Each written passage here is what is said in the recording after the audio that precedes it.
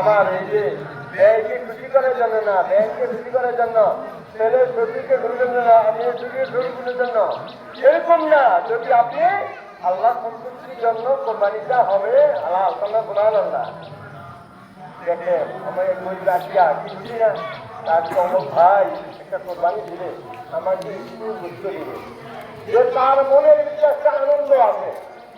আমরা যেরকম বড় লোকেরা ধরিয়া খুঁজি, গরিবরাও কিন্তু আজকে খুঁজি, কেন সুবহানাল্লাহ। এখানে আজকে আল্লাহ পাক রব্বুল আলামিন রহমতের নজর দিয়ে রাখছেন, যারা ইন্ডিয়ার মাঝে আসবে আসতেছে তাদেরকে আল্লাহ পাক বলছেন আমি তোমাদেরকে ক্ষমা করে দিলাম, সুবহানাল্লাহ।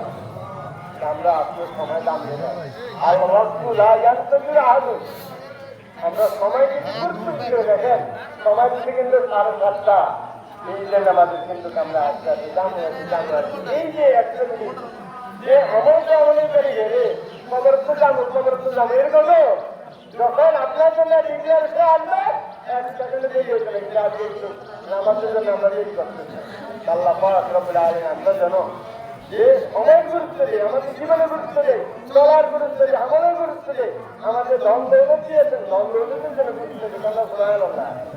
যে গত কয়েকদিন আগে আমি বলছি একটা কথা, যে এক হিন্দু যেটি এক মাদ্রাসার জন্য 10% টাকা দিচ্ছে, যে ডিজিটালে জিজ্ঞাসা করলাম ভাই কেন দিল, এটা দ্বারা তার সম্পদ আল্লাহ বাড়ায় যায়। আল্লাহ সুবহানাল্লাহ। যে হিন্দু যে মাদ্রাসা দান করছে, যে মতলবের লাইনে হাসপাতাল একটা খ্রিস্টান দিচ্ছে, তার কি সব না, তার সম্পদ আল্লাহ বাড়ায় দিচ্ছে, কিন্তু নেই কিছু না। এরকম আমার আপনার যত আল্লাহ রাস্তার যত সম্পদ দান করবে, ধন সম্পদ দান করবেন, আপনার সম্পদ আরো বাড়তে থাকবে। গরিবের মনে দিচ্ছে আল্লাহ, আপনি যত দান করবেন তত, আর যত কৃপণতা করবেন তত আল্লাহ কমাই দেবো।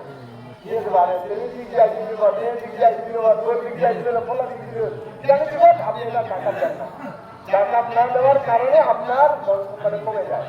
আল্লাহ আমাদেরকে আমরা জানো আল্লাহ সন্তুষ্টির জন্য বিভিন্ন দান করতে পারি, মাদ্রাসা মসজিদ সব জিনিস খরচ হলে আমাদের আমি আলহামদুলিল্লাহ রাব্বিল আলামিন। এখন আপনাদের সম্মুখে মূল্যবান